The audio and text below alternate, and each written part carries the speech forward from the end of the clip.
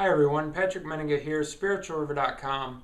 I want to talk to you today about the idea of a detox cleanse and how you can cleanse your system from drugs and alcohol when you're first trying to turn your life around, when you're first trying to get clean and sober. So you've got all these chemicals in your system and you want to be clean and sober, you want to start a new life. How do you go about doing that? My number one suggestion to you if you want to cleanse your system is to get on the phone, call up a drug and alcohol treatment center, find one that's got a 28-day program and that has a medical detox.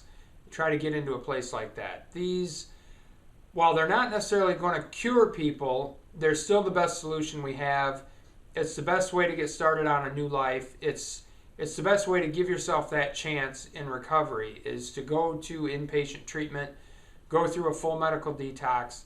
And a lot of people are worried that if they go to a place like that, if you go to a medical detox, that they're going to give you medications, that they're going to give me drugs, and I'm going to get hooked on those drugs, and that's just crazy. Why would I go to treatment and take drugs in order to get off of alcohol, or go to treatment and take drugs in order to get off of painkillers? Or a lot of people have said that, and what I want to communicate to you is that that's not generally a threat, that you don't need to worry about that.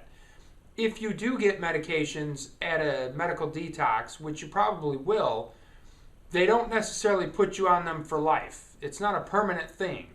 You go to detox, you go to a medical facility, you go to a 28-day program, and they will get you through the medical portion of the detox. They may use medications to do that, but when you leave treatment, you're generally completely 100% clean and sober. You don't have any medications in your system. And if that's your goal, then that's very possible. You can do that. You don't have to go to treatment and get hooked on other drugs. I don't want you to worry about that. And it's surprising to me how many people think that that's going to be a problem. Now, as far as cleansing is concerned, after you go through this initial detox and you're in residential treatment, you go to a 28-day program. Maybe you leave treatment, you start going to AA and NA meetings, that there's still cleansing that can be done in the long term in terms of other areas of your life. It's not just a physical cleanse. It's not just the body that needs cleansing.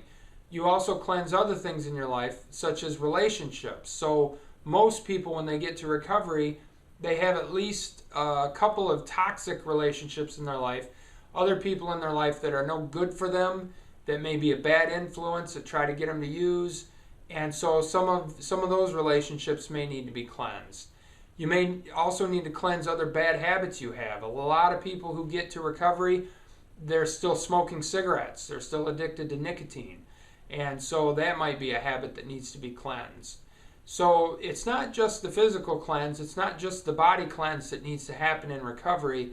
You may need to look at other areas of your life, your physical health, your emotional health, your social health, your relationships, and some of that may need to be cleansed as well.